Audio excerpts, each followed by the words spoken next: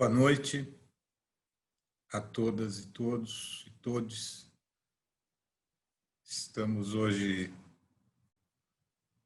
no quinto encontro de um ciclo de 6, que se encerra amanhã, encontros que fazem parte do projeto São Paulo Invisível, uma realização do Museu da Cidade de São Paulo. Eu sou o diretor do museu, meu nome é Marcos Carton.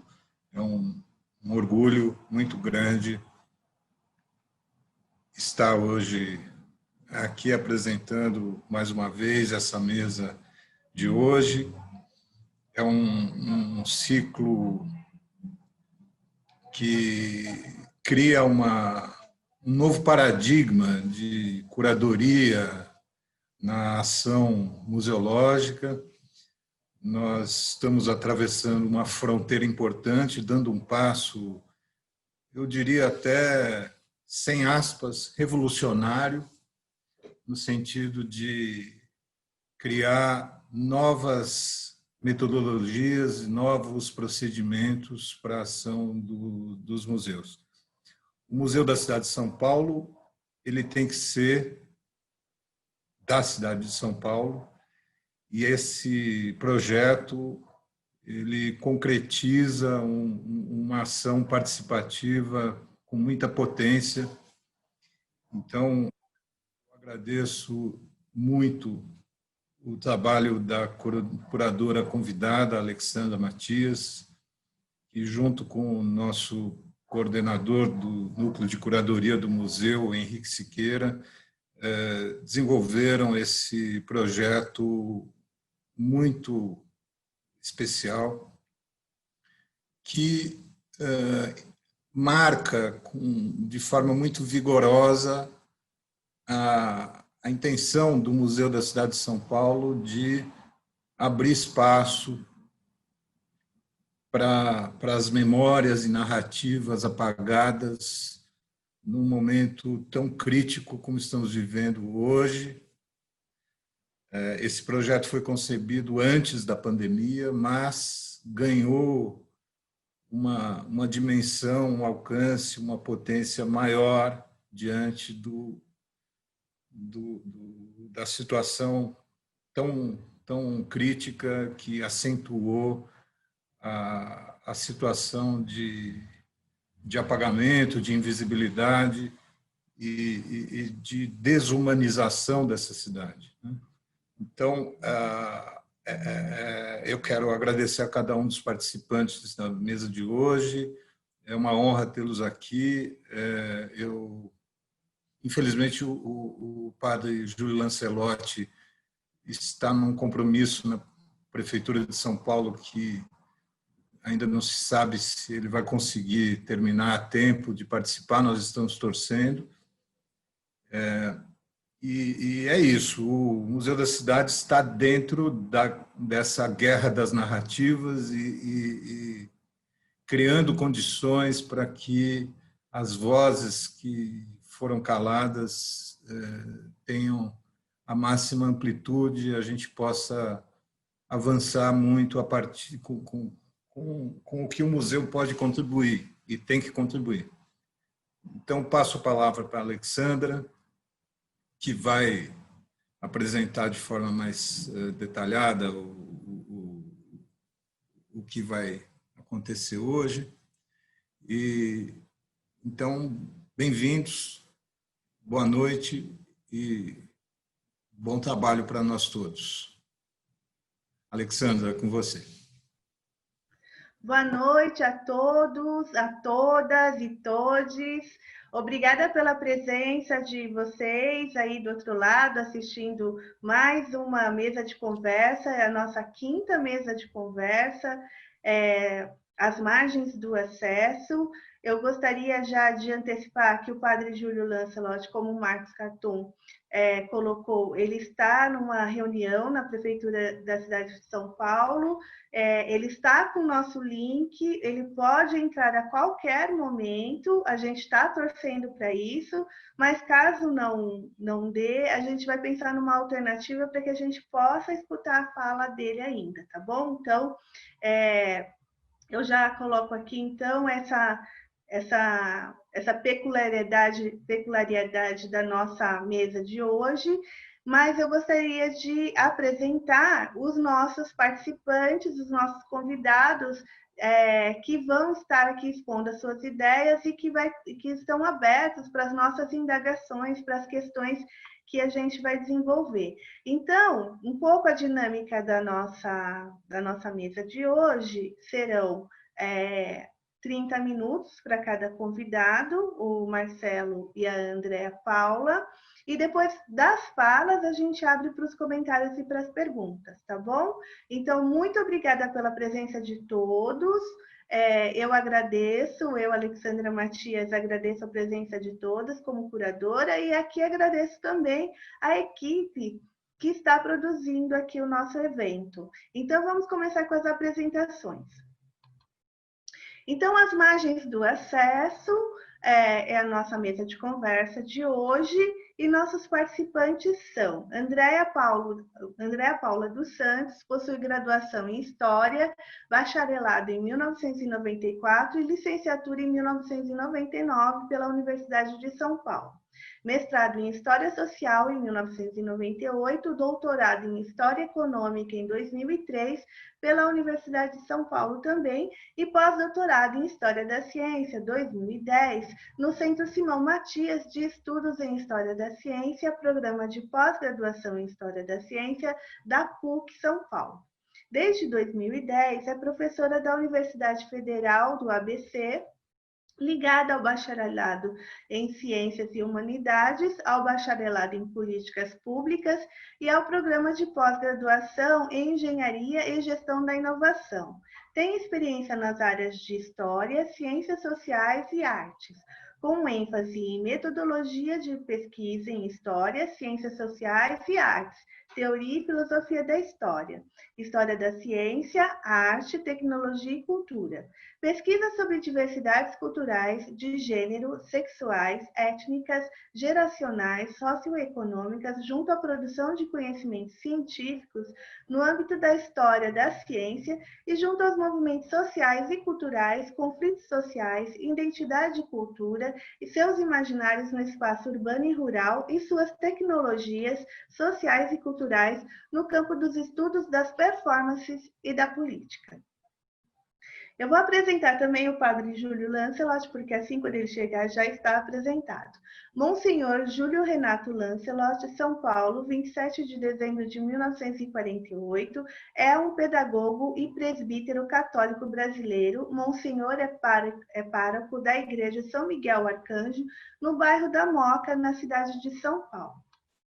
Marcelo Batista Neri, coordenador de transferência de tecnologia do Núcleo de Estudos da Violência da Universidade de São Paulo e pesquisador colaborador no Instituto de Estudos Avançados, programa Cidades Globais, doutor em Sociologia e graduado em Ciências Sociais pela Universidade de São Paulo. O primeiro com essa formação a obter o título de pós-graduação em sensoriamento remoto pelo Instituto Nacional de Pesquisas Espaciais, o INPE. O artista da mesa de hoje é Alan Fugito. Ele é fotógrafo formado pela Escola de Comunicações e Artes da Universidade de São Paulo.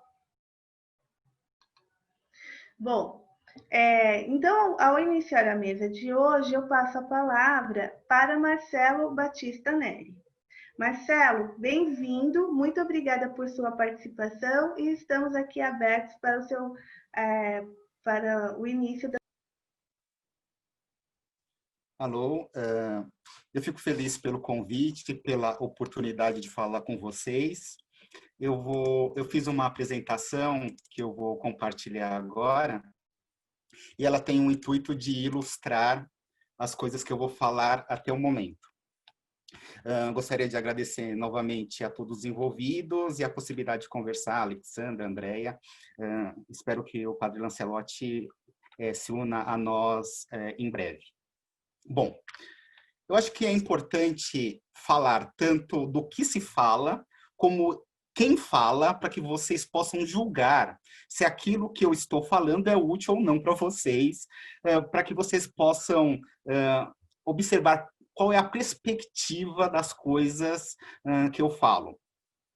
Como já fui apresentado, o meu trabalho envolve estudos da violência. Eu sou pesquisador do Núcleo de Estudos da Violência da USP, só que, apesar de sociólogo, e mesmo sendo sociólogo, toda a minha análise é baseada em dados, em números, em informações mensuradas, calculadas, tendo como foco São Paulo, estado, principalmente a capital paulista. Então, tudo o que eu falar tem com base estatística, geoestatística, características urbanas, sendo que, como a minha formação é de sociologia também, além da questão da ciência de dados, toda a análise do ponto de vista da interpretação tem como ponto de partida as teorias sociológicas. Bom, eu apresento para vocês agora o mapa do mundo por países que o compõem. Se vocês observarem o Brasil, ele é um dos poucos países neste período de 90 a 2017 que se mantém como um dos países mais violentos com relação à taxa de homicídios em todos os anos. Então, mediante esta informação, o Brasil é um país violento, mas o quão correto e o quão útil é falar que o Brasil é violento? Vejam essa informação. Anos 2000, a cada 11 minutos, durante todos os anos que compuseram aquela década, uma pessoa foi morta de forma violenta. Em 2010, a gente se aproxima a 50 mil pessoas mortas, vítimas de homicídio no Brasil. Se a gente somar 30 anos, 1980 até 2010, foram mais de 1.090.000 pessoas mortas de forma violenta no país. Se a gente observar as taxas dos últimos anos, a gente observa em 2017 cerca de 59 mil, em 2018 51 mil, 2019 41 mil, mostrando que tem uma evidente queda no número de homicídios nesses últimos anos. Esses dados que eu acabei de apresentar para vocês é oriundo do Monitor da Violência. O Monitor da Violência é um projeto do Núcleo da Violência da USP, em conjunto com o G1 e o Fórum Brasileiro de Segurança Pública. Agora, pensem naquele primeiro mapa que eu mostrei para vocês e observem que, segundo aquele mapa, o Brasil é sempre violento. Entretanto, observando este segundo mapa, fica evidente que o Brasil é muito heterogêneo. Fica evidente que cada unidade da federação, cada estado, apresenta uma taxa muito diferente. Este dado de 2017 mostra que São Paulo, o estado de São Paulo, é o estado menos violento do país com relação a crimes violentos. Ocorre que São Paulo já foi o estado mais violento. Naquele período onde eu mostrei o mapa, onde o Brasil se mantém sempre como um país violento. Então, é muito pouco útil generalizações como falar que o Brasil é violento. É muito pouco útil pensar desta maneira quando você tem o intuito de entender o problema. Quando você tem o objetivo de entender o problema para tentar, de alguma maneira, agir para que esse problema, especificamente a violência, seja de alguma maneira minimizado. Então, se não faz muito sentido falar do Brasil para ter uma interpretação correta, vamos começar a falar do estado de São Paulo. O estado de São Paulo, como exemplo, é um estado que apresenta um grande número de registros criminais. Aqui é uma foto do local do Centro de Operações da Polícia Militar de São Paulo, que registra as ligações feitas a 190, e essa central telefônica atende a região metropolitana de São Paulo, que é formada por São Paulo capital, mais 38 municípios. Para vocês terem uma ideia dos parâmetros deste número de registros criminais, são cerca de, em grandes números, 40 mil ligações por dia feitas da região metropolitana para 190. Então, o número é muito grande, é muito significativo. Entretanto, se vocês pensarem, peraí, o número de crimes que ocorrem é muito maior do que o número de crimes que são relatados para a polícia. Efetivamente, é verdade. E esta subnotificação, o quanto é ou não relatado, depende do crime que acontece. Então, se um celular é roubado, a chance de este crime não ser relatado é muito maior do que um homicídio, por exemplo. O fato é que o número de crimes é muito grande, o número de crimes relatados, indicados, registrados pela polícia é uma parcela disso, e uma parcela ainda menor se transforma nos registros oficiais. E para que servem os registros oficiais? Daí a gente pode pensar, por exemplo, como Foucault pensa. Ele fala o seguinte: por que as estatísticas criminais? Por que a polícia tem que registrar? Por que isto é útil? Porque é útil para nós sabermos a quantidade dessas ocorrências. A gente tem que saber o quanto acontece e onde acontece esta quantidade, para que a gente tenha uma ideia do que acontece e a tendência do futuro. É fundamental a gente pensar também no número que é registrado e naquilo que seria o ideal. O ideal, é claro que é sempre o menos possível, mas pensando na série histórica, naquilo que acontece ano a ano, o que seria o melhor cenário? Além disso, a questão do registro policial está numa perspectiva de probabilidade. Ou seja, um crime aconteceu, qual é a probabilidade de um crime voltar a acontecer? Qual é o número de crimes? E esse número de crimes está relacionado ao número de pessoas, ao número de pessoas que transitam pelo lugar, o número de carros. Tudo isso é importante. Esta quantificação, esses números, são fundamentais para o entendimento do problema e, efetivamente, para agir contra esse problema.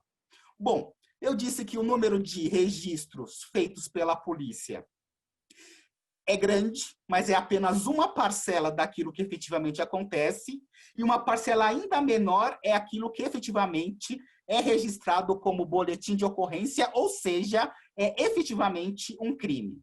Se a gente observar este gráfico, a gente tem este gráfico maior em número absoluto. Se vocês somarem o azul, que é o total da capital, com o vermelho, que é a Grande São Paulo, fora a capital, mais o verde, que é o interior, se vocês somarem essas três barras, vocês chegam no número de boletins de ocorrência registrados em um ano no estado de São Paulo. A gente observa, por exemplo, em 2013, que foi um número maior do que 3 milhões de boletins de ocorrência registrados no estado de São Paulo. Se vocês observarem o gráfico menor na parte superior, é um gráfico que mostra a taxa por 100 mil habitantes. E a gente começa a questionar uma questão interessante, como a capital paulista é sempre considerada muito violenta. Entretanto, se vocês virem pelo número absoluto e também pela taxa por 100 mil habitantes, esse traço em verde, que representa o interior, é maior do que a capital paulista. Então, será que, na verdade, o interior de São Paulo é mais violento do que a capital? Novamente, a generalização não é adequada. Da mesma maneira que falar que o Brasil é violento não é adequado, falar que o interior de São Paulo é violento não é adequado, porque existem vários municípios muito diferentes que compõem o interior de São Paulo.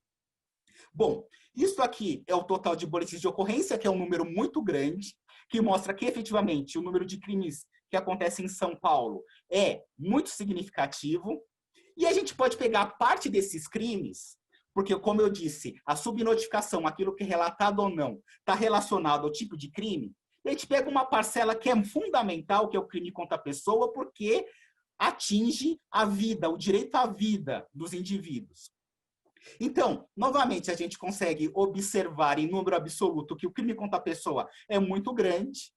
É comum que o número de boletins de ocorrência superem 600 mil registros em um único ano. E, novamente, vejam que a linha na parte superior do interior é maior do que a capital. Novamente, não é adequado fazer essa comparação direta, mas também a intenção de ressaltar este fato é dizer que a capital paulista é violento, muito mais violento do que o resto do estado, é a capital mais violenta do país, já não é verdade. Em muitas perspectivas, principalmente agora, como a gente vê, com um crime violento que compõe os crimes contra a pessoa. Novamente, ressaltando a questão da capital paulista, vejam esse gráfico. Em 1995, o total de homicídios que aconteceu no estado de São Paulo, registrado pela polícia, foi superior a 4.500 ocorrências. Tá certo? Perdão, no estado de São Paulo, não. Na capital paulista, em 1996, apenas na capital, foram mais de 4.500 homicídios naquele ano. Esses mais de 4.500 homicídios naquele ano representa 45% de todos os homicídios que aconteceram no estado de São Paulo. Quando a gente observa o último ano deste gráfico, 2018, o número de ocorrências na capital paulista em número absoluto é inferior a 1.000 e o percentual da capital paulista em relação ao estado como um todo é aproximadamente 20%. Então, vejam, se no primeiro mapa o Brasil é sempre colocado como um dos países mais violentos do mundo, se a gente observa as unidades da federação são muito diferentes e o estado de São Paulo, que já foi o mais violento, se torna o menos violento, dentro do estado de São Paulo também é inadequado fazer uma generalização e observem que a capital paulista tem um comportamento muito específico, muito peculiar. E é por isso que a gente vai falar especificamente da capital paulista como exemplo a partir de agora. E saibam que, para falar da violência na capital paulista, o mais adequado é falar da história da cidade de São Paulo. Nesse mapa, a gente observa esse ponto azul escuro no centro geográfico da capital, era a área urbanizada de São Paulo em 1881. Nesse momento, a gente tinha cerca de 50 mil habitantes na cidade de São Paulo. Para vocês terem um contexto, isto aqui é um mapa que mostra a área urbanizada da cidade. Eu vou dar um zoom e vejam que lugares muito conhecidos hoje, como o Largo São Bento e o Largo São Francisco, são elementos daquela primeira paisagem da cidade que ainda estão presentes. Por que eu digo que, para o entendimento da violência em São Paulo, é fundamental entender a sua história? Porque o passado não simplesmente passa. O fato é que existem várias marcas em São Paulo que é oriundo da sua história. E isso tem influência na violência. A gente passa para um outro momento, um momento em que São Paulo já tem 1 milhão de habitantes. Eu estou falando na década antes da década de 30, São Paulo já tem 1 milhão de habitantes e vejam como a mancha urbana já cresceu significativamente. Pensem nessa cidade e vejam que é uma cidade que tem, por exemplo, essa rua 15 de novembro. Vejam que parte dessa cidade já conta com veículo automotor, já tem uma grande atividade econômica presente e visível nessa fotografia. O tempo passa e a gente chega num outro momento, um momento em que São Paulo tem mais de 2 milhões de habitantes. E vejam que eu estou antes da década de 50. É um crescimento populacional muito rápido numa área relativamente pequena. Pensem na diversidade de pessoas, pensem nas demandas que a população residente efetivamente gera e pensem que um crescimento populacional tão grande, num período de tempo tão curto, é muito difícil atender essas demandas de saúde, de educação, de segurança. Essa cidade, pensem como essa cidade, a cidade que tem, por exemplo, pessoas nadando no Rio Pinheiros, que hoje parece um tanto longe da nossa realidade. Pensando no período de tempo passado, é um período de tempo relativamente pequeno. Mas o tempo passa, a cidade chega a um outro momento, e na década de 60 nós já somos mais de 3,5 milhões de habitantes na cidade de São Paulo. Vejam como a área urbanizada já se expandiu de maneira expressiva. Vejam que a gente já está se aproximando das áreas que hoje a gente classificou como áreas de proteção de mananciais, e pensem que já somos mais de 3,5 milhões de pessoas. Que cidade é essa? A cidade que, por exemplo, nessa fotografia retrata uma favela que está localizada onde hoje é o Parque do Ibirapuera, na década de 50, realmente num período não tão longe do que nós estamos hoje. O tempo continua passando, chegamos na década de 70 e já somos mais de 8,5 milhões de habitantes na cidade de São Paulo. E que cidade é essa? Uma cidade que tem características já muito próximas daquelas que nós temos hoje. Pensem nessa cidade. Década de 70. A violência é um dos principais problemas dessa cidade? Oficialmente não é. E por que eu digo oficialmente? Porque não se esqueçam que ter informações sobre crime, violência, mortalidade e morbidade no período anterior à redemocratização é muito difícil. Então, muitas das informações foram perdidas, foram esquecidas, não foram publicizadas para a gente efetivamente saber qual era o grau de crime e violência para essa cidade. Entretanto, uma coisa é fato. Oficialmente, para essa cidade, a violência não era um dos principais problemas. Vejam esse gráfico, que vai de 1981 até 2018. É interessante falar da violência ano a ano, por uma questão de tempo.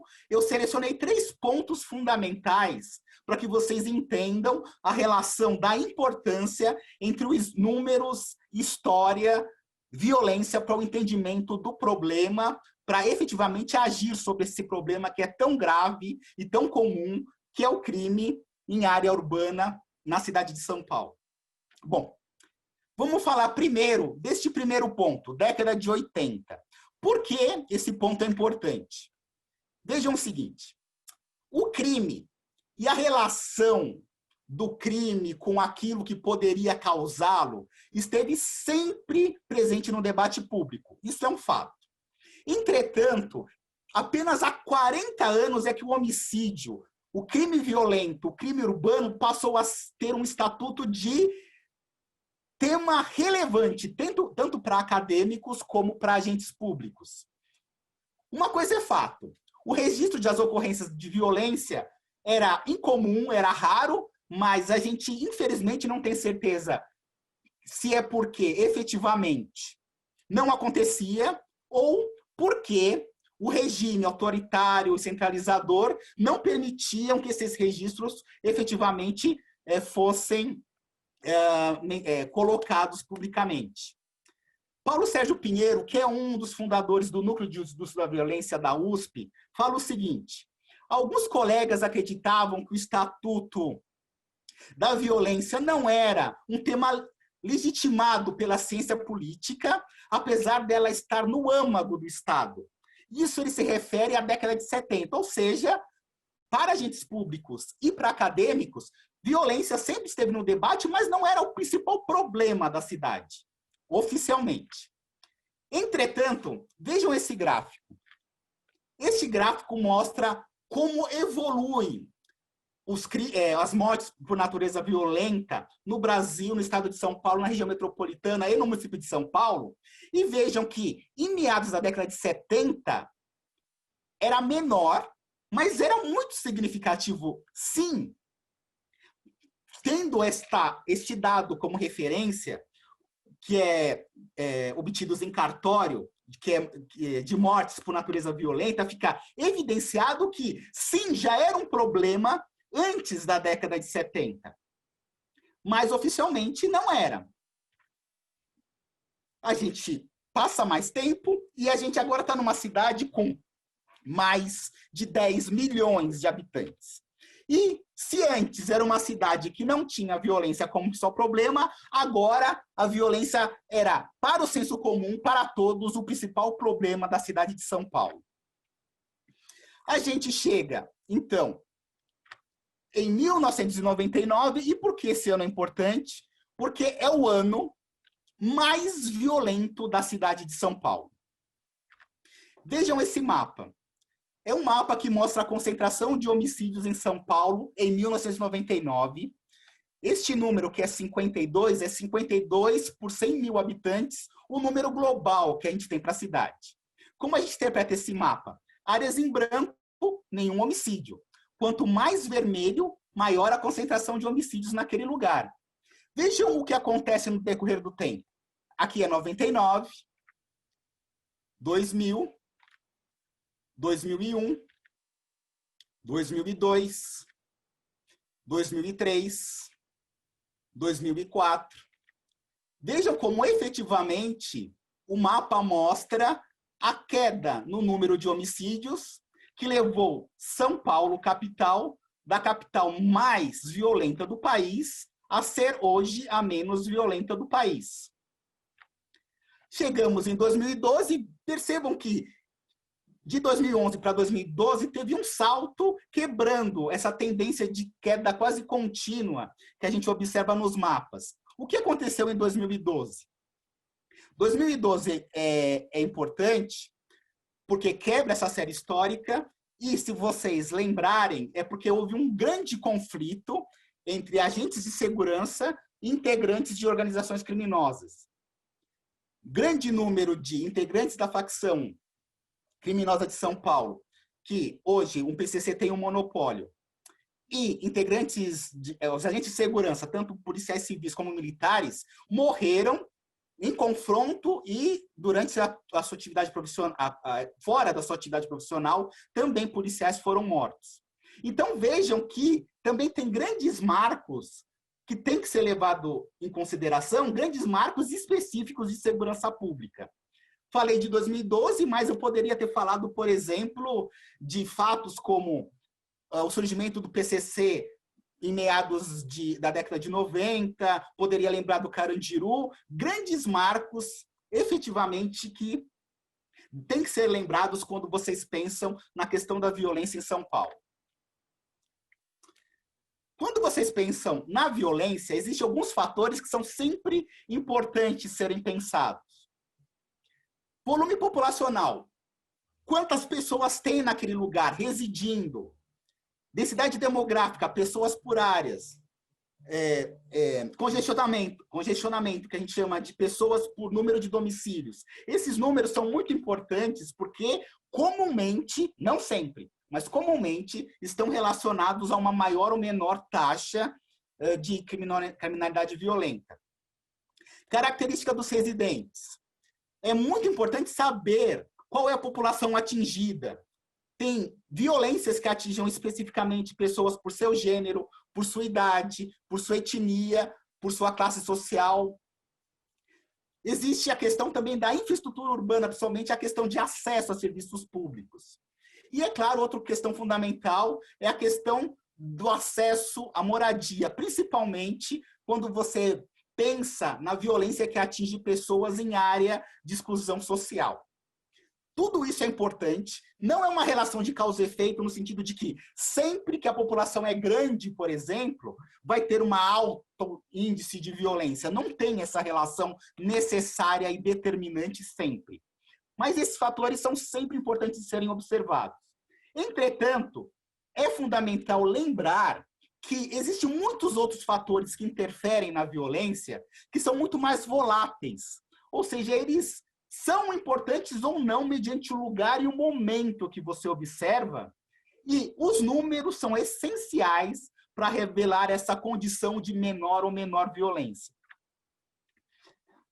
São Paulo tem como característica ser heterogêneo, ser muito diferente internamente, e existem muitos lugares com boas condições de infraestrutura ao lado de lugares com baixa infraestrutura, etc. Aqui tem a foto do Tuca Vieira, que é muito ilustrativa do ponto de vista de como duas realidades muito diferentes estão muito próximas em São Paulo.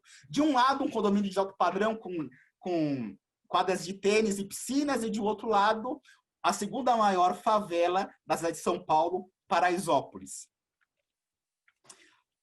Mais rapidamente, eu vou falar agora de São Paulo, especificamente utilizando mapas.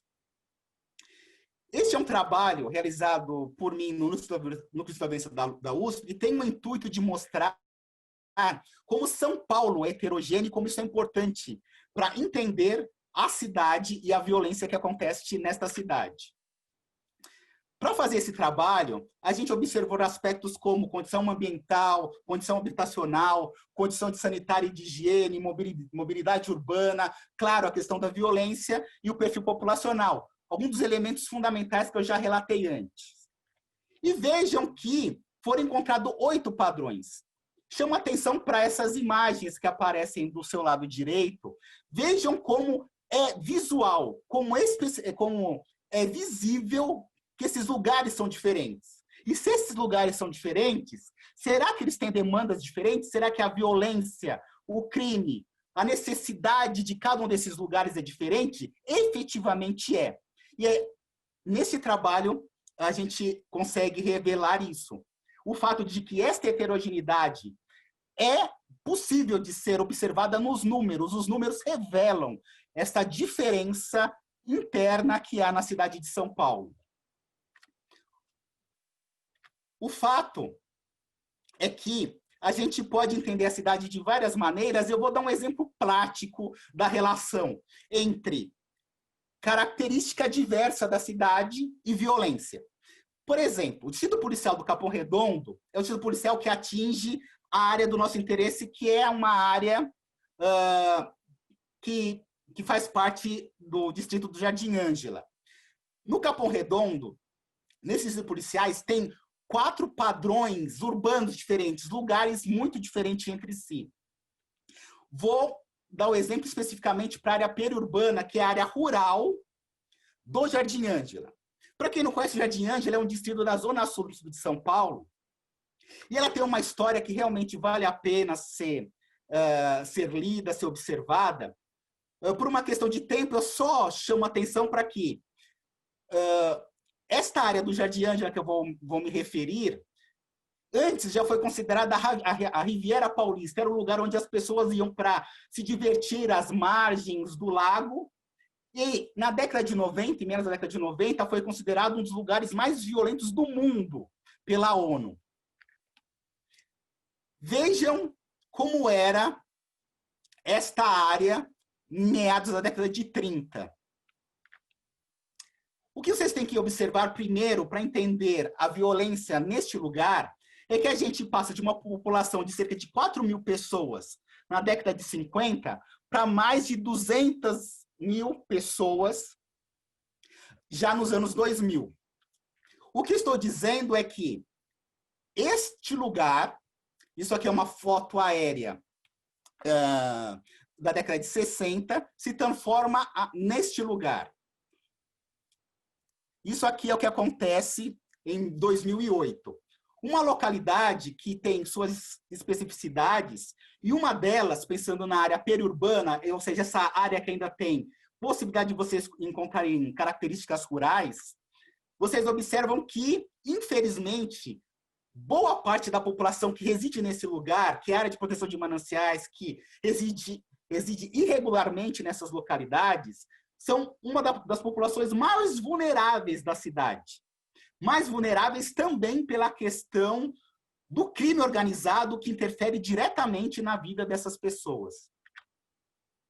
Então, vocês podem imaginar a cidade desta maneira, com a sua área metropolitana, com as suas divisões policiais, por exemplo. Vocês podem pensar a cidade desta maneira, incluindo algumas informações como todas as favelas que estão dentro dos seus limites. Vocês podem pensar a violência dentro da cidade desta maneira, sendo que o tamanho do alvo está relacionado ao número de homicídios que aconteceram neste lugar de 2006 a 2017. Vocês podem pensar essa cidade desta maneira, com um dado agregado por distrito policial. Podem pensar a cidade desta maneira. Agora, o número de ocorrências está associado não a essa grande unidade diária que é o distrito policial, mas o setor censitário, que é uma unidade territorial que agrega cerca de 200, 300 domicílios, e vejam como realmente é muito mais heterogêneo do que aquela primeira visão que nós temos no mapa. A gente pode observar o mapa desta maneira, associando cada ocorrência, cada registro de homicídio doloso como uma estrela e associando a concentração de estrelas num certo lugar a uma cor. Quanto mais vermelho, maior a concentração de homicídios naquele lugar. Ou a gente pode voltar àquela ideia inicial, mostrando a densidade de ocorrências. Marcelo, só interrompendo um pouquinho, você precisa concluir, tá bom? Tudo bem, já estou concluindo. A gente pode pensar, então, esse mapa do ponto de vista técnico, ou seja, como a concentração de ocorrências é representada no mapa. Numa questão de densidade, o número de pontos por área. A gente pode pensar a cidade pensando nessas manchas de criminalidade e pensando em tudo que há nesta cidade. Mas também eu gostaria de convidá-los a pensar estes mapas como representando pessoas. Este número, essa concentração, essas cores representam pessoas mortas de forma violenta. A gente pode pensar, então, a imagem desta maneira, pensando na concentração de ocorrências. A gente pode pensar a imagem desta maneira, associando uma área a um número de ocorrências de pessoas mortas em certo lugar. Mas gostaria que vocês pensassem desta maneira. Isto representa a estimativa de concentração de pessoas mortas. Porque, como eu falei para vocês, a gente tem um número aproximado da realidade, porque nem tudo é registrado. Mas o fato é que este número são frações de vidas perdidas. Este número representa o quão é perigoso o lugar, mas também representa vidas que foram efetivamente interrompidas e poderiam não ter sido nessa série histórica que eu apresentei para vocês para a cidade de São Paulo. Era isso. Gostaria de agradecer a oportunidade. Espero que o que eu tenha falado tenha sido útil, tenha sido agradável, mas gostaria que vocês marcassem que a cidade de São Paulo tem uma história, infelizmente é uma história violenta, e quando vocês observarem da próxima vez um mapa que represente esta violência, pensem que efetivamente representa pessoas que tiveram suas vidas interrompidas. Todos os mapas que eu apresentei para vocês estão disponíveis no site do Núcleo da Violência da USP.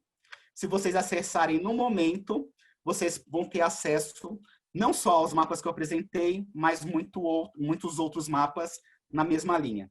Novamente, agradeço a oportunidade e fico à disposição de vocês para qualquer fala final. Muito obrigado.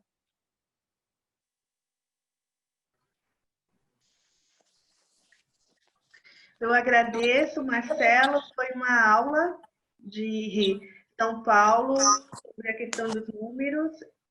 e sobre a questão da criminalidade e da violência na cidade de São Paulo, um dos nossos desdobramentos quando a gente quer conversar e falar sobre as margens do acesso. Muito obrigada por todos os dados. Na verdade, nossa ação, né, também se chama Laboratório dos Números.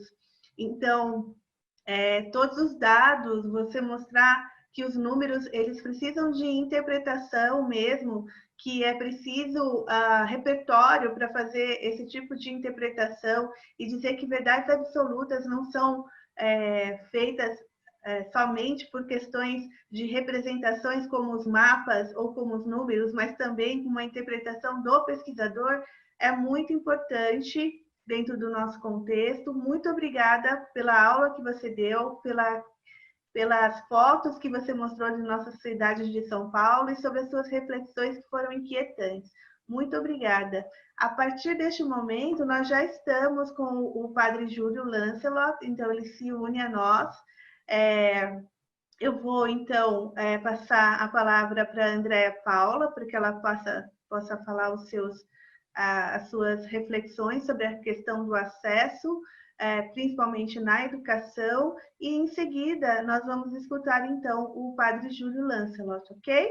Muito obrigada pela atenção de todos. Agora, André, eu passo a palavra para você. Boa noite a todos, todas e todes. Eu queria agradecer ao Museu da Cidade de São Paulo pela oportunidade de estar aqui com vocês. Queria agradecer a Alexandra, ao Gabriel. Queria dizer assim que eu estou muito emocionada de estar aqui hoje com o Padre Júlio Lancelot. E antes de passar minha apresentação, eu queria dizer por quê. Quando o Marcelo mostrou os dados, né, e os mapas, eu fiquei lembrando aqui, procurando de onde eu sou nesta cidade. E eu sou lá do extremo leste, de um dos lugares que ele mostrou no mapa, que sempre estão muito vermelhos quando se fala dos índices de violência. E do bairro de São Mateus, que era zona rural, e que hoje é periferia, né, da cidade de São Paulo, desse extremo leste, fronteira com a região do ABC, que é onde eu trabalho, na Universidade Federal do ABC. E aí eu queria começar essa fala dizendo isso, que essa São Paulo invisível, para nós, ela é esta cidade, mas também toda a região metropolitana em volta. Eu não consigo imaginar o nosso bairro sem o ABC.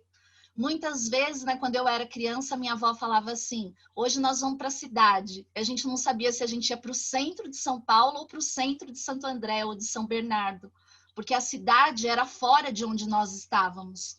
E hoje eu ainda vejo nas histórias de vida, nas histórias orais que a gente recolhe, nas formações que a gente faz, as pessoas da periferia falando a mesma coisa.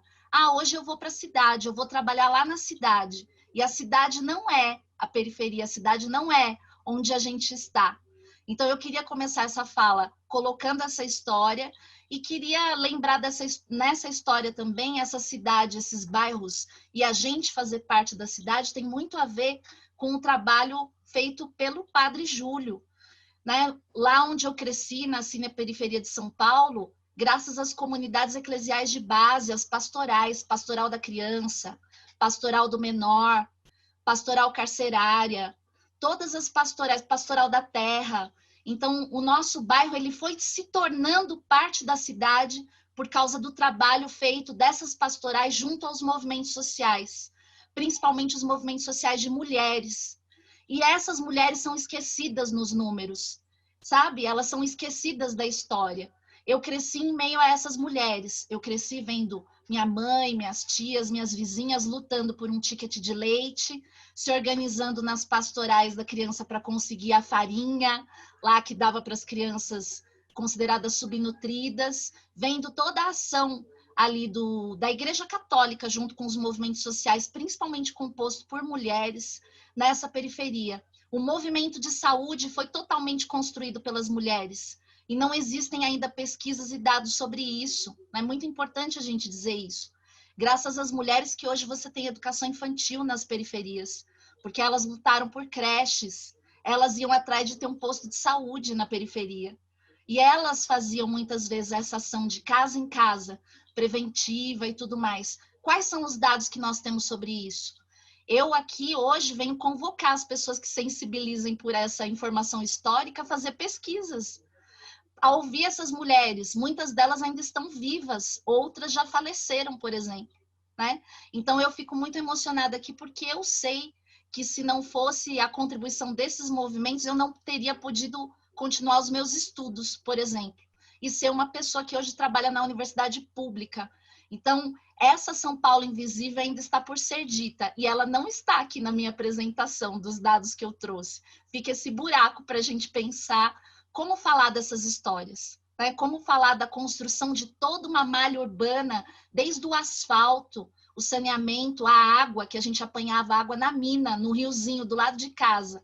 Tudo isso foi graças às manifestações também contrárias à ditadura, junto com o movimento contra a carestia. Então, o Padre Júlio estar aqui conosco hoje é uma emoção muito grande, porque eu digo com franqueza, a minha geração, muitas pessoas da minha geração, não teriam continuado os estudos, não estariam aqui sequer conseguindo reconhecer números para falar das coisas, não fossem essas pessoas nos movimentos sociais. Então, agora, feita essa pequena abertura, eu vou falar de alguns números aqui para depois voltar nesse assunto. Deixa eu achar aqui. Tá dando para ver aí? Sim? Pois bem. Não tem como a gente não fazer uma fala hoje sem falar dos impactos da pandemia, né? Nas desigualdades, que é o tema aqui, das margens do acesso. Porque esses impactos, segundo alguns estudiosos, estão fazendo a nossa cidade e a região metropolitana voltarem no tempo 30 anos atrás, para vocês terem uma ideia, em termos de desigualdade.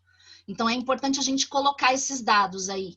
Na data de hoje, né, nessa data que nós estamos aqui, dia 9 de outubro de 2020, são 146.417 falecimentos por conta da pandemia. E quase 5 milhões de pessoas contaminadas. E essa fonte que eu estou trazendo aqui é o consórcio de veículos de imprensa. É importante a gente dizer isso, porque o nosso governo sonega esses dados, omite esses dados. Então, é importante mostrar como a sociedade civil está se organizando para, pelo menos, falar desse impacto em termos de luto que a nossa sociedade tem que estar nesse momento, e a nossa cidade em particular, né? A nossa cidade, a gente calcula aí que tem mais ou menos em torno de falecimentos, né, e diagnósticos confirmados, milhares de pessoas, milhares de famílias que estão em luto nesse momento. Então, eu trouxe aqui os dados para as pessoas perceberem esse contexto que a gente vê todo dia nas notícias, mas não consegue imaginar a história de vida por trás de cada uma das pessoas que estão passando por isso nesse momento. O que está acontecendo nesse momento na nossa cidade e no nosso país? A gente tem uma desarticulação completa da política nacional de atenção básica. É isso que nós estamos diagnosticando nas nossas pesquisas, né? Enfraquecendo principalmente a estratégia de saúde da família, e se reduz o número de agentes comunitários de saúde. Por isso que eu comecei a falar, esse dado é do mapa social aí do Corona, Observatório das Favelas. Falei, então, no início, né, da importância dos movimentos sociais, porque eles estão aí fazendo os observatórios e mostrando os dados que o governo não quer mostrar. E fazendo essa saúde preventiva, muitas vezes com as pessoas dos próprios movimentos se mobilizando. Para a gente ter uma ideia, então, quais são as maiores vítimas, né? Foram faladas aqui da violência contra as pessoas. Quem são essas vítimas? A população negra. No pico da pandemia, dado de julho, que eu trouxe aqui, fonte IBGE, 57% das pessoas que morreram eram parte da população negra. E também isso evidencia o acesso desigual aos equipamentos de saúde, condições de trabalho, transporte, acesso à cidade, moradia, por parte das pessoas pretas e pardas. Vamos também lembrar, e foi muito importante nessa roda de conversa, todas essas que a gente vinha assistindo, também se falou do caso da população nativa, da população indígena. Calcula-se aí, ó, já são 34.608 casos de contágio, que distribuem-se entre 158 dos 305 povos indígenas no país, com 836 mortes. A articulação dos povos indígenas no Brasil trazendo esses dados para a gente, mostrando, ou seja, que mais da metade dos povos indígenas que existem no Brasil já tem pessoas contaminadas e mortas. E tudo isso se agrava, né, com a questão da crise aí das queimadas no Pantanal, na Amazônia, que força a migração desses povos e a remoção das suas terras. E é importante a gente dizer que São Paulo, a cidade de São Paulo, é o lugar onde tem mais população indígena que vem dessas migrações. É importante a gente dizer isso e lembrar disso. Trabalho e renda, como que está a nossa situação com a pandemia? A renda das trabalhadoras e dos trabalhadores brasileiros caiu em média 20%. E qual é o impacto maior da desigualdade? Sobre as pessoas mais pobres. Então, o índice Gini, né, que mede a desigualdade, calculou que a desigualdade aumentou em 2,82%. O que significa isso? Que se a renda caiu, quem foi mais afetado ainda é quem é mais pobre. Como que está a situação do trabalho e da renda aqui? 40% das pessoas empregadas no país são informais, né? O pessoal que não tem atividade por conta, sem CNPJ. Quem se inclui aí? Os entregadores de aplicativo, o restante é o trabalhador do setor doméstico, setor privado que não tem registro. Importante a gente falar que essas pessoas que trabalham no setor doméstico são mulheres. E aí a gente vai ver que mulheres são essas, as mulheres negras, as mulheres pretas e pardas.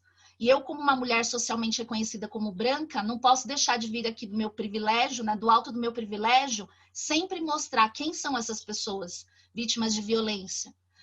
O pessoal fala, olha, ainda bem que teve o auxílio emergencial, que foi a maior briga, que amenizou o impacto da crise entre os mais pobres, né? Mas parece que ele vai ser eliminado até o final do ano e já foi reduzido à metade. Então, nesse cenário, ganha força discussões sobre renda mínima, que a gente precisa pautar e falar e reivindicar todo dia, diante da situação que está colocada. Outro ponto é a questão da assistência social. A gente tem aqui hoje, né, o padre Júlio, que vai falar da questão dos moradores de rua, mas os dados de março deste ano, que era de antes da crise, já calculava que a gente tinha 222 mil pessoas na rua. Esse número aumentou muito mais com a pandemia, né? E com as políticas de reclusão e isolamento, o que acontece? Essas pessoas perderam parte das suas redes de apoio e solidariedade, que eram os comerciantes, os transeuntes. Então, com tudo isso, esse número vai explodir. E isso vai ter impacto na próxima década. Já explodiu. Lembrando que a situação da pessoa, né, que vive na rua, com menos de 65 anos, ela tem mortalidade por causas 5 a 10 vezes maior que a população em geral. E a infecção por Covid-19 só vai aumentar essa disparidade. Então, como que a gente pode andar pela rua e ver uma pessoa vivendo na rua sem essa dimensão? Né, de que nós que não moramos na rua fazemos parte desse grupo privilegiado, né, que pode viver 5 a 10 vezes mais do que quem vive na rua. São dados impressionantes. Violência de gênero, que eu como mulher não posso deixar de trazer aqui para esse panorama. E como historiadora, a gente tem um crescimento geral, né, da violência letal, dos feminicídios. 22,2% de 2009 para 2020. Aumento das chamadas do Ligue 180, mais de 27%. Pensando que no contexto que nós estamos, existe uma maior dificuldade em denunciar. Então, a gente tem uma queda drástica nos registros de estupro e de lesão corporal e outras formas de violência. O que significa isso? Que a violência está subnotificada e as mulheres, sim, estão em estado de sofrimento nesse país, nesse momento, e principalmente na cidade de São Paulo, na região metropolitana, porque, além de tudo, as mulheres acumulam o trabalho doméstico, o trabalho fora de casa, o cuidado com os idosos, o cuidado com as crianças, o apoio às aulas, com as escolas fechadas. Então, a situação das violências de gênero é extrema. E aí, os pesquisadores e as pesquisadoras estão calculando que a condição da mulher hoje, em relação, né, à nossa história, em São Paulo e no Brasil, retrocede a como se fosse há 30 anos atrás, como se a gente estivesse lá na década de 90. A mulher sofre preconceito, muito mais preconceito para arrumar uma ocupação remunerada e que seja legalizada, reconhecida e com um salário em equidade em relação aos homens. Como se a gente voltasse esses 30 anos no tempo. O que mais que a gente tem para falar aqui sobre violências de gênero? Acerca da diversidade sexual. Não podemos deixar de falar disso. A pesquisa aí do coletivo Vote LGBT, que é um dos coletivos mais importantes no Brasil, em parceria com pesquisadores da Universidade Federal de Minas Gerais e da Unicamp, com mais de 2 mil entrevistados, 34% gays, 47% das pessoas bissexuais e pansexuais e 42% das transexuais temem sofrer algum problema de saúde mental durante a pandemia. Então, há um aumento drástico, né, da questão da saúde mental, prejuízo à saúde mental, e esse grupo, o grupo da comunidade LGBT, é um dos grupos mais vulneráveis. Para vocês terem uma ideia, né, o estudo aí do Brasil aponta que 28% desses entrevistados já receberam um diagnóstico prévio de depressão. O índice é quase 4 vezes maior que o registrado entre a população brasileira. E aqui a gente não está pensando em colocar esses dados, né, de forma sem considerar a questão do trabalho. Para vocês terem uma ideia, desses LGBTs, as pessoas entrevistadas, mais de 20% das pessoas estão desempregadas, enquanto que o índice no Brasil é de 12%. Entenderam a diferença brutal, a desigualdade brutal em relação a esse grupo? E houve um aumento de mais de 70% de casos de violência contra mulheres trans e travestis, né? Em comparação com 2019. Para a gente ter uma ideia, até o final de agosto, 129 assassinatos. E essa é a fonte aí da Associação Nacional de Travestis e Transsexuais. Muito importante o pessoal se organizar para trazer esses dados. São esses coletivos, nesse momento, em parceria com pesquisadoras e pesquisadores que estão procurando não omitir os dados da desigualdade no Brasil. E em relação à educação, como que está a nossa situação? A educação foi uma das áreas em que as desigualdades mais se agravaram. E isso vai marcar toda uma geração. É importante a gente ter isso em mente, né? Porque as crianças e os jovens, eles vão sentir por muito tempo as consequências da pandemia. Para a gente ter uma ideia, né? A escola representa para muitas crianças e jovens, representa segurança alimentar. 39 milhões de crianças e adolescentes estão matriculados na rede pública, na educação básica, né? Para vocês terem uma ideia, 675.922 de 4 a 14 anos estão matriculados na rede municipal de São Paulo. Esse dado mostra, né, que o número de crianças e adolescentes de São Paulo é um número maior do que as maiores cidades que tem no país. Só essa população de crianças e adolescentes. Em abril, quando teve o início dos efeitos da pandemia, foi sancionada uma lei que obriga a distribuição dos alimentos da merenda escolar para as famílias em situação de vulnerabilidade na rede pública, para amenizar a situação que está colocada. E a gente vai falar um pouquinho mais disso adiante, né? A questão da alimentação na educação, a importância disso. Desse contingente, mais de 4 milhões, né, de alunos são negros, pardos, indígenas, ficaram sem nenhuma atividade escolar. Agora, já entre os brancos, o número gira em torno de 1,5 milhão. Então, é uma diferença abissal quando a gente considera a questão étnica, né? Quem pôde ter acesso a um mínimo de atividades nesse contexto de isolamento social? As pessoas brancas, os filhos das pessoas brancas. Aumento de casos de violência contra jovens e crianças no ambiente doméstico. Apesar da gente ter uma queda de 20%, né, das notificações aí de violência contra crianças e adolescentes, de março a junho, né, comparado a 2019, qual é o relato que eu tenho ouvido de centenas de educadores e educadoras que a gente está fazendo os cursos de formação online? Que esse número só aumenta. E isso está sendo apagado, isso é invisível, é São Paulo invisível. Segundo o relatório aí da organização não governamental World Vision, né, as pesquisas apontam que existe subnotificação dos casos de violências físicas, emocionais e sexuais contra crianças e adolescentes. E que haveria um aumento de mais de 32%, até 32%. Nesses casos, né, com o impacto da pandemia. Então, nesse momento em que as famílias estão vivendo em espaços pequenos, que as crianças e adolescentes não estão indo para a escola, explode a violência contra as crianças e jovens. É importante a gente destacar aí como isso está invisibilizado.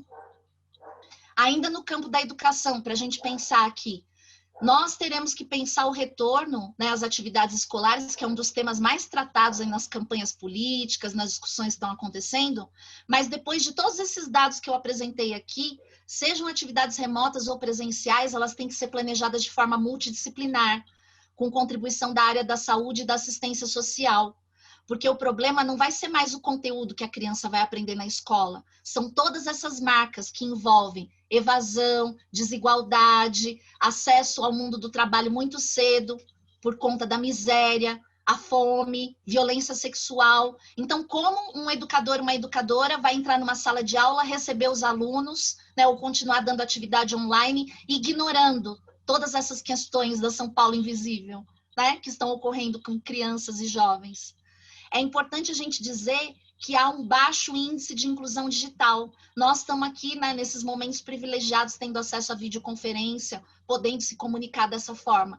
Mas o relato que a gente tem dos educadores, das educadoras, dos trabalhadores e trabalhadoras da educação, é que os jovens, as crianças, muitas vezes não têm acesso nem a um celular para fazer as tarefas. Eles não têm acesso à banda larga, como a gente tem aqui, para poder transmitir essa imagem, né? Essas pessoas estão completamente à margem desse acesso da inclusão digital, que ainda é uma falácia no nosso país. E na cidade de São Paulo, sim. É importante a gente dizer isso, né? Nós temos relatos dos educadores e das educadoras falando que a criança tem que se deslocar da casa dela, muitas vezes para ir na casa de um outro parente, num outro bairro ou do vizinho, para conseguir acessar uma atividade online. E a demanda por renda, né? O baixo índice com a demanda de inclusão digital com a demanda por renda são desafios para a gente pensar o combate à evasão escolar. Para vocês terem uma ideia, quando eu era adolescente lá em São Mateus, nos anos 80, nos anos 90, calculava-se que 60% só da população jovem estava no ensino médio. E não chegaria sequer a concluir, né? Desses 60%, você teria 60% que concluiriam também. Quais são os dados que nós temos hoje? Praticamente os mesmos, ou seja, passados 30 anos, os dados são equivalentes a esses, né? Os jovens não conseguem completar o ensino médio. E que jovens são esses? São os 71,7% pretos ou pardos, entre os principais motivos para a evasão escolar, e aí vamos falar pretas e pardas, porque na evasão escolar a gente tem necessidade de trabalhar quase 40%, falta de interesse que mostra a crise profunda que nós estamos vivendo da educação, quase 30%, e entre as mulheres, o tema da gravidez na adolescência, 23,8%, e trabalhos domésticos, 11,5%, ou seja, são as meninas da população negra, pretas e pardas, que vão ser jogadas no mercado de trabalho precocemente, vão ser mães precocemente e vão estar trabalhando na tripla, quádrupla jornada de trabalho com o trabalho doméstico também. Além disso, né, nesse cenário, quais são os desafios aí que são impostos ao poder público? Novos gastos. Sim, mas são feitos esses novos gastos? Estão previstos? Não. O que está previsto? Queda na arrecadação. E ainda mais pressionada aí com a emenda constitucional número 95, né, que limita o crescimento das despesas do governo brasileiro durante os próximos 20 anos. Então, como que fica a nossa situação, retrocedendo 30 anos no tempo em termos de estatísticas, de desigualdade, e prevendo que nos próximos 20 anos a gente não vai ter recurso para gastar para resolver essas questões de educação, de saúde, de assistência social e de combate aos preconceitos de gênero, étnico-racial, e de relação à distribuição de renda. Bom, tudo isso, né, mais ou menos para ir finalizando aqui, abrindo para o debate, eu vi a fala do padre Júlio, eu queria dizer que a gente está vivendo, né, uma situação assim de crise da saúde mental e do bem-estar dos educadores e das educadoras, dos trabalhadores da educação, dos trabalhadores da saúde, dos trabalhadores da assistência social, que são as pessoas que estão segurando a onda ainda, porque a crise poderia ser muito pior. No nosso país, né, com o governo que a gente tem, a crise poderia ser muito pior se a gente não tivesse essas pessoas que trabalham no dia a dia. E aí eu trouxe uma fala, porque eu acho importante, né, mostrar um pouco a cara dessas pessoas. Uma das docentes educadoras da periferia que participam do nosso curso online lá na UFABC, de Direitos Humanos, Gênero e Diversidade na Pandemia, ela faz o seguinte relato. Nessa situação de pandemia, a gente tem mais ou menos uma ideia de quantas crianças estão sofrendo nesse lugar de violência. E para nós, enquanto professores, também é difícil lidar com isso, porque a gente fica impotente. Pensar que um aluno seu também pode estar vivendo essa história nesse momento de pandemia e que ele não está sendo ouvido, que ele está sendo silenciado. Como é que a gente vai lidar com isso nesse retorno e também com as nossas próprias demandas? Porque esse tempo de quarentena em casa é enlouquecedor. Você se vê ali repetindo e lidando com todas essas notícias. Enfim, é algo muito complexo. Então, a fala, né, das educadoras, como a Ana Lúcia, da educação infantil, lá da periferia de São Paulo, da Zona Sul, nós, trabalhadores da educação, estamos tirando do nosso próprio bolso para complementar as cestas básicas das famílias nas suas comunidades. Eu não sei se o pessoal que está aqui assistindo sabia disso, mas o governo não tem dado condição mínima para combater a miséria. E a escola virou um lugar de assistência social, onde as famílias vão retirar cestas básicas. E quem está ajudando a mapear e complementar a alimentação das famílias são as próprias trabalhadoras e trabalhadores da educação, que tiram do seu salário para poder fazer essa ação. Onde que está o governo? Né? O governo aqui também é invisível, com a sua política insuficiente de assistência social, nessa São Paulo invisível. E aí, para encerrar, né, para valer aqui agora esse primeiro momento, a gente quer dizer que nós estamos aí fazendo ações de enfrentamento. Apesar de toda essa desgraça armada, o apocalipse armado, os movimentos sociais estão organizados, existem os coletivos, as frentes emergenciais de solidariedade nas periferias de grandes cidades como a nossa, desde distribuição de alimento, auxílio financeiro, até a formação e o combate a todas as outras violências, numa perspectiva interseccional que eu falei aqui. São esses coletivos, essas universidades, esses pesquisadores, esses militantes que estão fazendo os mapeamentos de impacto na pandemia junto à população. Estão distribuindo insumos médicos, a gente tem aí os trabalhadores da educação, da saúde e da assistência social enfrentando na raça, né, como o pessoal fala, esses desafios. E a gente precisa ajudar a promover e a fomentar mais ações educacionais, sociais, culturais em todos os espaços públicos. Nós vamos ter que viver daqui para frente num permanente estado de mobilização. E é muito bom a gente estar aqui hoje para falar que onde vai ter que ser esse permanente estado de mobilização?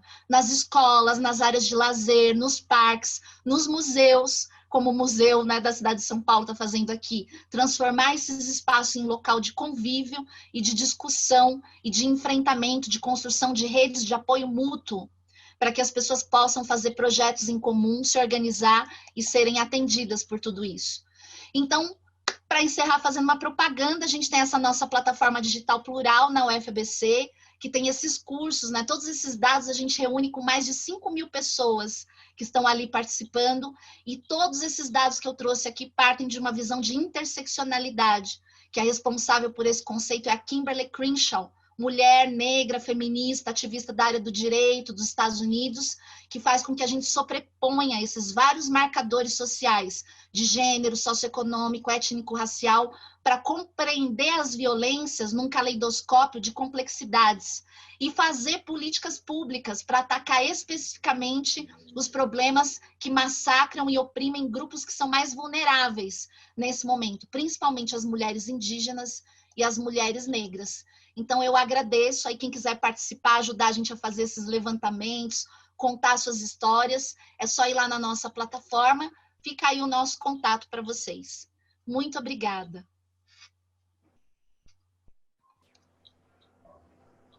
Eu agradeço a fala da Andréia. Eu acho que se o Marcelo nos ensinou sobre a interpretação de mapas e sobre a interpretação dos números e nos deu o histórico e todo o contexto da violência na cidade de São Paulo, a Andréia nos abriu os horizontes também, dizendo das outras diversas violências, a violência contra a mulher, a violência de alunos que não conseguem acessar a escola. Então, toda essa falta de acesso também é uma questão de violência que foi agravada com a pandemia.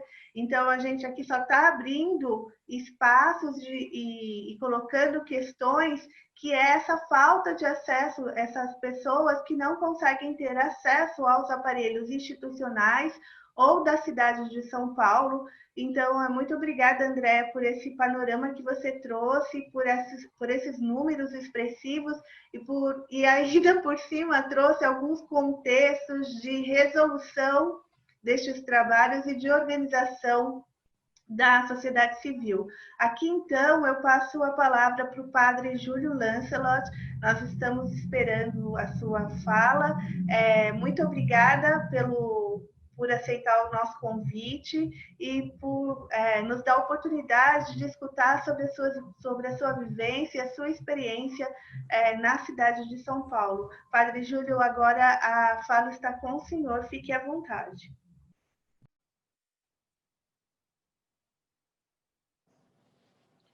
Então, olá, eu agradeço a oportunidade de estar com vocês e, rapidamente, pelo tempo que temos, lembrar de que a população em situação de rua, um dado que é importante, é que não é uma população sobre a qual se faz o censo.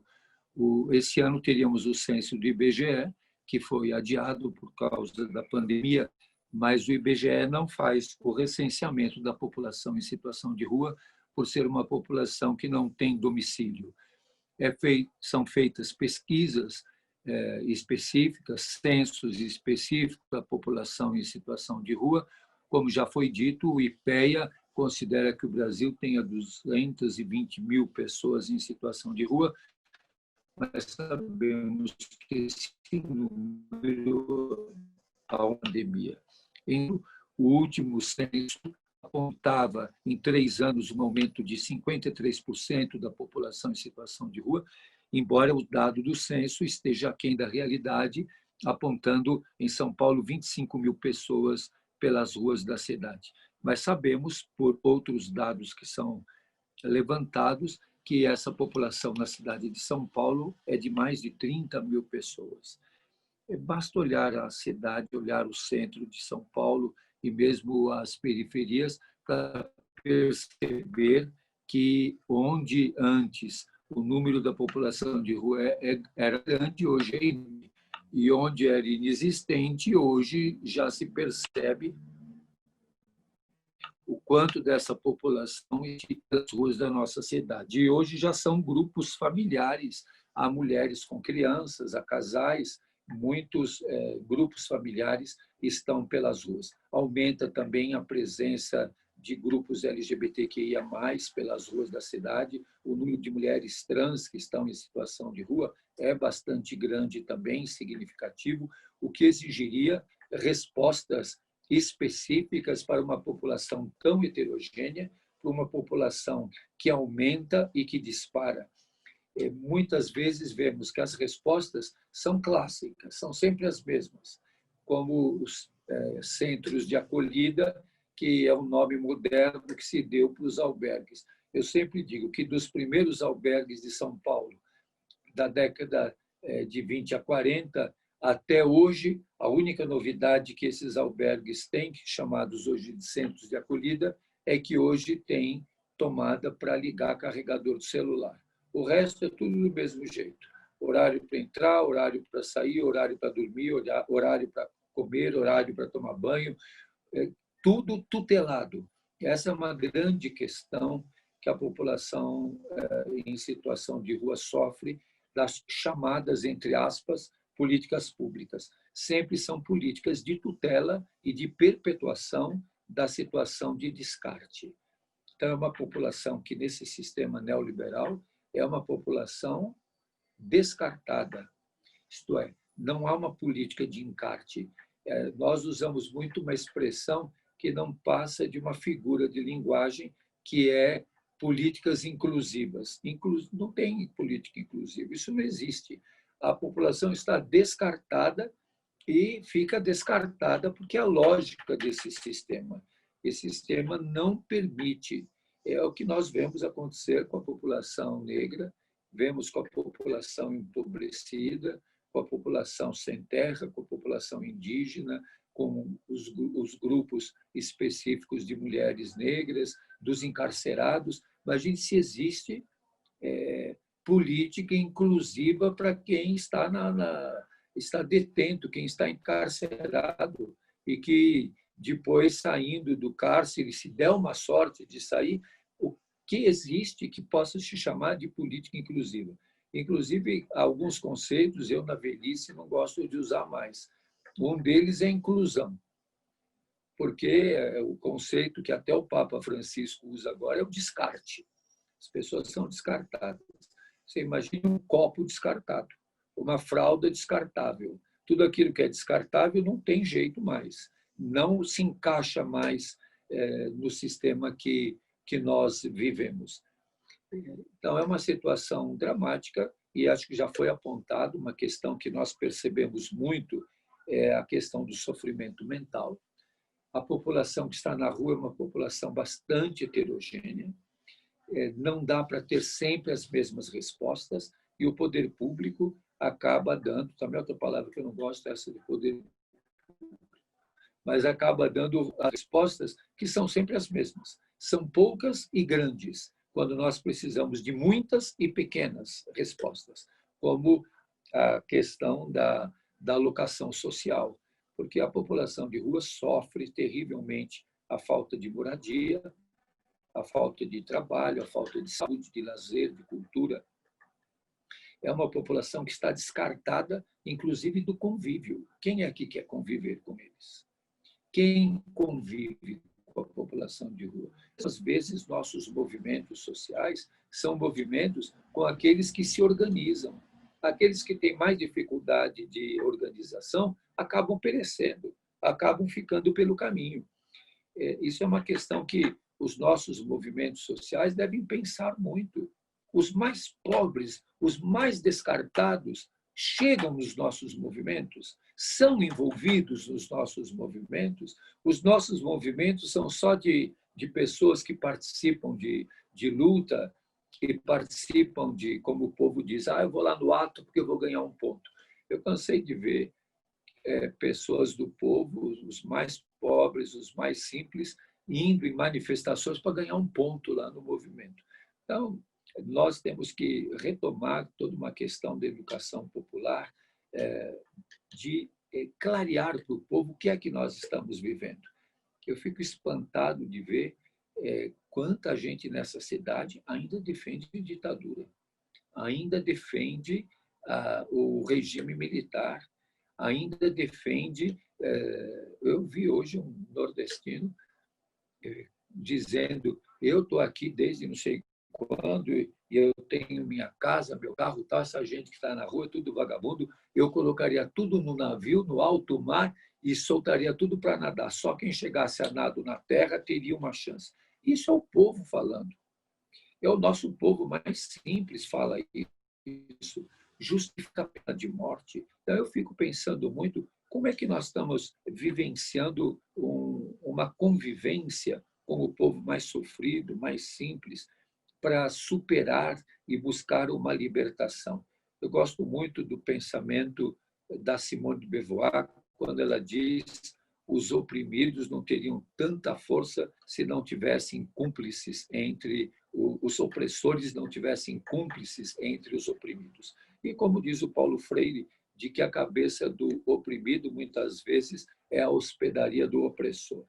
Então, é o branco pensando com a cabeça do negro, a mulher pensando com a cabeça do homem, a criança pensando com a cabeça do adulto, e aquela cadeia, né? O homem bate na mulher, a mulher bate no filho mais velho, o mais velho bate no do meio bate no mais novo, o mais novo bate no gato e o gato corre atrás do rato. Então, a gente vai numa cadeia sem fim. É triste ver, no meio dos moradores de rua, também eles pensam como toda a sociedade pensa. Eles também votam nos opressores. Eles também fazem escolhas que são, muitas vezes, equivocadas, ou não podem escolher nada e acabam colonizados por uma cultura dominante. Então, nós temos que clarear bem o que seria, numa cidade como a nossa, resistir. Quando você vê as pesquisas eleitorais de São Paulo, você leva um susto. Você leva um susto. Que o candidato mais à direita e mais ligado a esse desgoverno federal é o que desponta lá na frente como o mais cotado em intenção de voto. O que está acontecendo? O que aconteceu com a nossa periferia? Quando nós ouvimos falar de São Mateus, Nós tínhamos aqui na Zona Leste de São Mateus como a República Socialista de São Mateus, irmã da República Socialista do Sapopemba. Hoje, tão longe disso, né? Essa colonização ideológica oprimiu ainda mais o nosso povo, fazendo os pobres pensarem com a cabeça dos ricos e justificarem. E isso também chega na população de rua. Eles também reproduzem essa maneira de pensar, porque essa maneira de pensar é hegemônica. Então, nós temos que ter uma pedagogia da resistência, como que temos uma pedagogia, como chama o Paulo Freire, de autonomia, como termos uma cidade que seja solidária. São Paulo é uma cidade multicêntrica.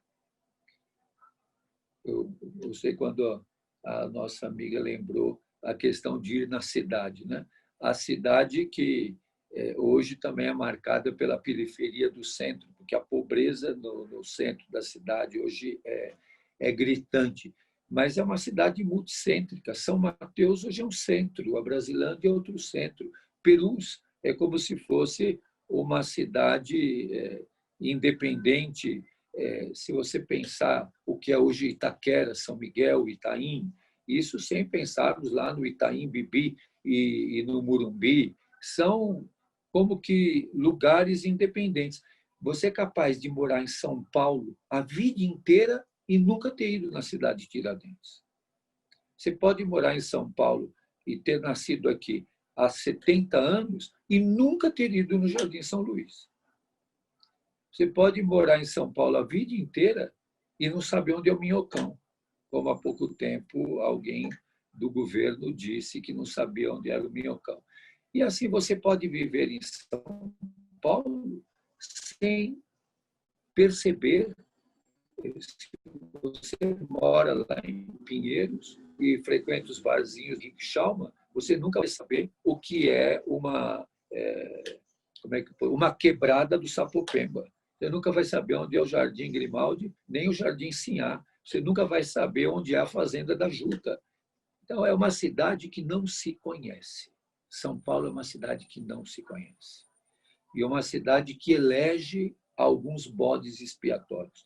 Eu fiquei espantado de ver no debate dos candidatos à prefeitura que a primeira pergunta que foi feita foi sobre a Cracolândia. É um problema sério, mas não é o principal e o maior problema de São Paulo. Eles não discutiram lá a questão da especulação imobiliária, da mobilidade urbana, da rede de saúde, da rede de saúde mental. Isso não foi discutido. Vamos discutir como vamos acabar com o povo da Cracolândia, como vamos exterminar os moradores de rua. Então, o empobrecimento, uma megalópole como São Paulo, ela é inviável. Isso está claro. Uma cidade desse tamanho é ingovernável, porque é uma cidade que não se vê, é uma cidade que não se conhece, é uma cidade que não sabe quem é. Qual é a identidade de São Paulo? Qual é a identidade dessa cidade? É uma cidade que não é capaz de se ver e não é capaz de se conhecer, muito menos uma cidade capaz de ser solidária e de viver o amor. E um sintoma bastante claro desse desconhecimento da cidade e dessa invisibilização de parte dessa cidade são os que vivem em situação de rua. Então, acho que essas são algumas coisas que eu quis levantar para que nós pensemos o quanto longe nós estamos de um ponto fundamental, que é tornar essa cidade mais humana.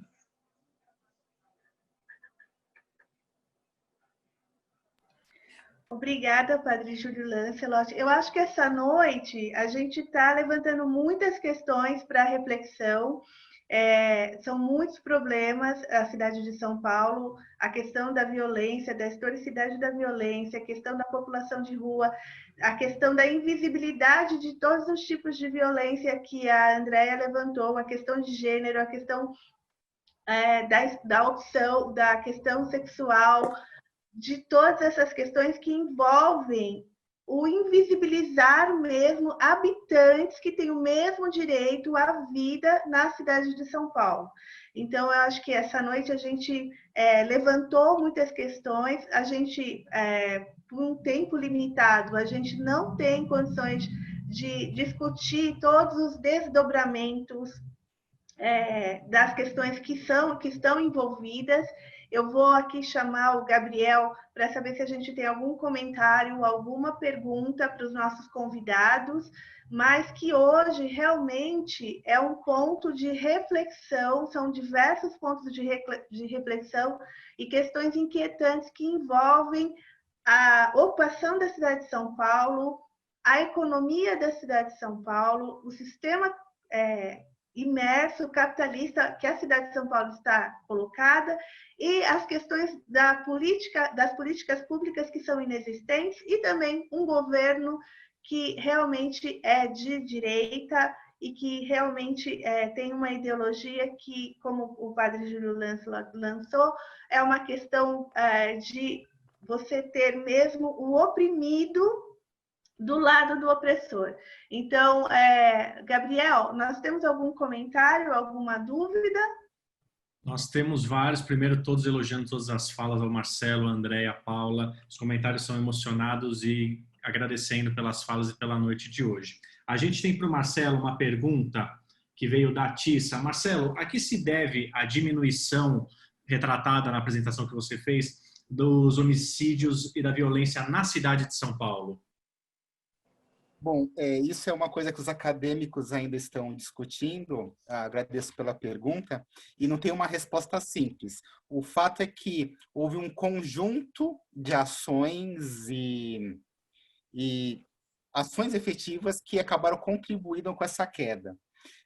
Podemos falar desde as políticas públicas municipais, estaduais, até ações da sociedade civil, mudança demográfica. A questão do crime organizado também é um elemento importante, uma vez que, como o PCC agora tem um monopólio das facções em São Paulo, não tem mais conflito entre facções, então muitas mortes que haviam devido a ciclo de violência do conflito entre facções reduziu, mas também a gente pode... existem vários elementos que acabaram se reunindo para gerar esse contexto de redução de homicídio em São Paulo. Alguns positivos, como ação pública e da sociedade civil, mas algumas são sintomas de algo negativo, que é o monopólio do crime organizado na cidade de São Paulo. Obrigado, Marcelo. Andréia, a Cláudia pergunta para você se de tudo aquilo que você expôs na sua fala, na sua apresentação, se a única, ela destaca a palavra única, solução viável é de fato o engajamento social. Olha, eu sou suspeita para falar, porque eu acredito que se não houvesse o engajamento social, por exemplo, no meu bairro, né, que o padre Júlio falou lá, de ser a República Socialista, no tempo que eu era criança, adolescente, junto com o bairro de Sapopemba, vizinho, eu não estaria aqui. Sem o engajamento social, você não mantém jovens e adolescentes na escola. Sem engajamento social, você não consegue asfaltar uma rua em São Paulo. Fica lá largado. Sem engajamento social, você não consegue saneamento, você não consegue... Todas as conquistas que nós tivemos de urbanização desse espaço que antes era rural, é fruto do engajamento social. Na virada dos anos 70 para os anos 80, adentrando os anos 90, que coincide com um período de contestação da época da ditadura.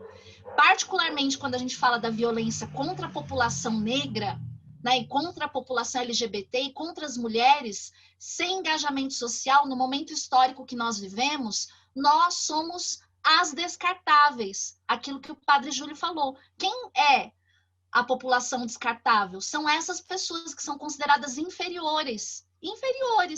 As mulheres, pleno ano de 2020, são consideradas inferiores aos homens, as pessoas LGBT inferiores às pessoas heterossexuais, as pessoas negras e as pessoas dos povos nativos, indígenas, inferiores às pessoas brancas.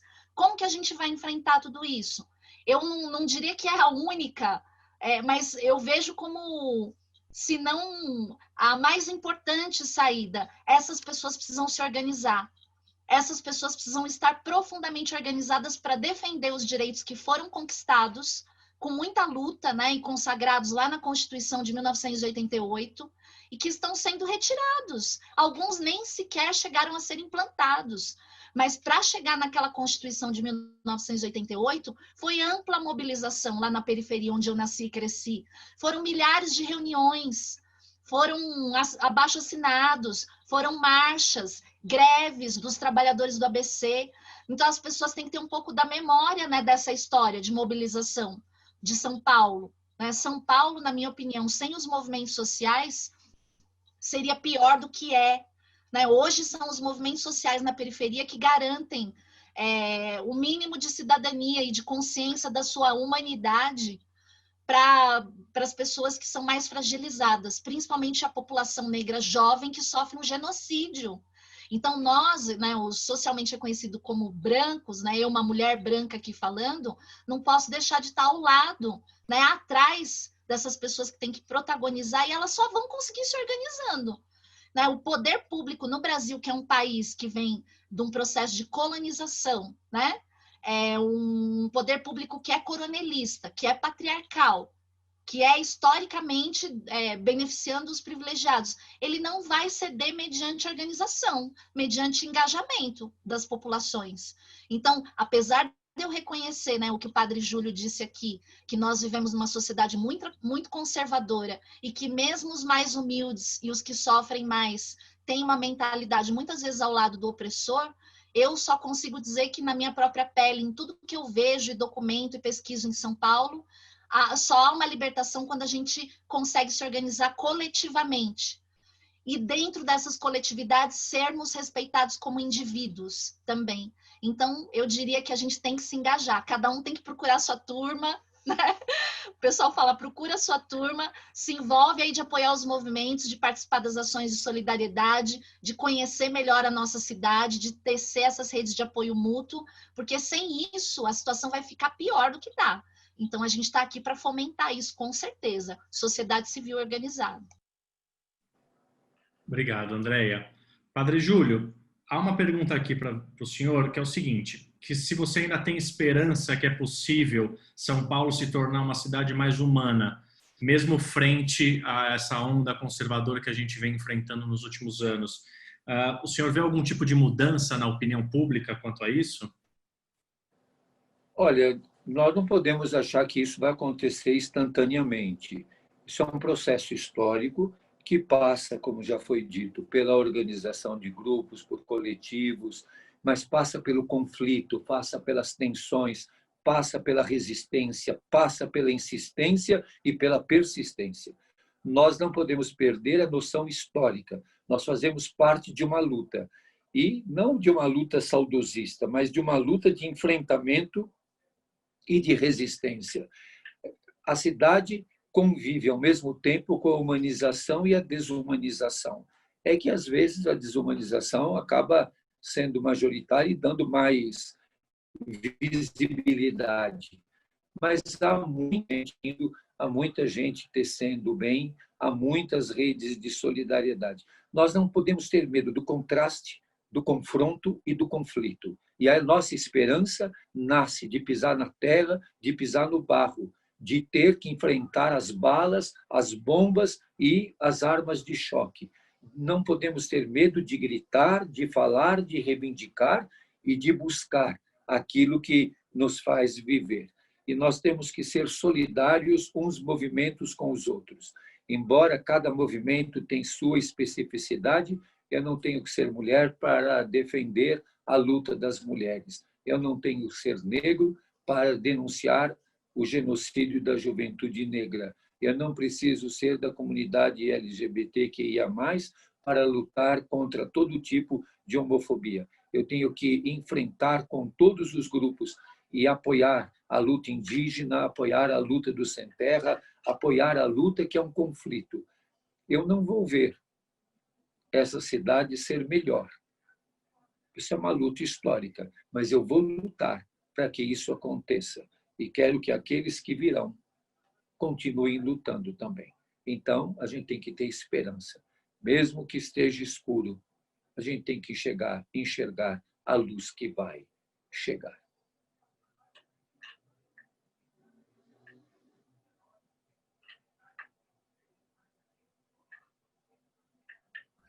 Desculpem, estava falando com o microfone desligado, né?